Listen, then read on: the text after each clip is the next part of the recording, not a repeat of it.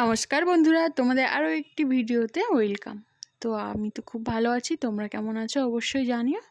আজকের ভিডিওটি শুরু করছি জন্মদিনের অনুষ্ঠানে। এটি হলো তোমাদের দাদা ভাইয়ের স্কুলের আর একজন মাস্টার মশাইয়ের ছেলের বার্থডে ছিল। তো সেখানে গিয়েই প্রথমে রাতের খাবার খেতে বসে গেছি। এখানে মেনু ছিল প্রথমেই মুড়ো ঘন্ট দিয়ে ব্যাট পাঁপড় ভাজা। এই কম্বিনেশনটা আমার খুব ভালো লাগে।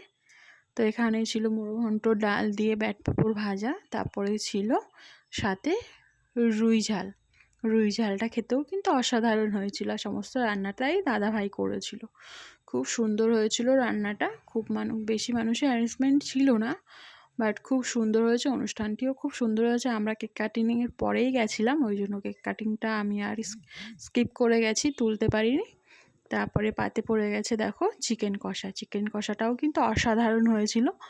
আর আমার অনুষ্ঠান বাড়িতে গেলেই আমার পাতে লেগ পিস পড়বেই, কারণ আমি লেগ পিস খেতে ভীষণ ভালোবাসি আর আমাকে লেগ পিস দিতেই হবে। তো সেরকম আমাকে দাদাভাই লেগ পিস দিয়েছে।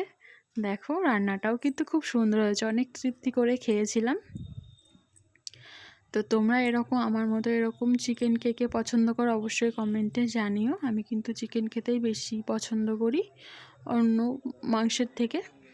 তো আমি এখানে এই যে চিকেনটা দিয়ে খাচ্ছি, দারুণ কম্বিনেশন। আর সাথে যদি একটু শসা থাকে, আমি কিন্তু এইভাবেই খাই, একটু শসা ভেঙে চিকেন দিয়ে ভাতের মধ্যে নিয়ে তারপরে খাই।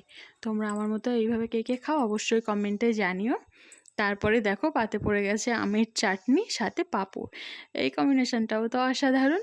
তো এই যে আমি পাঁপড়টাকে আজকে একটু ভেঙে নিয়ে তারপরে ওই যে ওইভাবে খাচ্ছি। চাটনিটাও অসাধারণ হয়েছিল আর সাথে ছিল স্প্রাইট। এই হলো মেনু।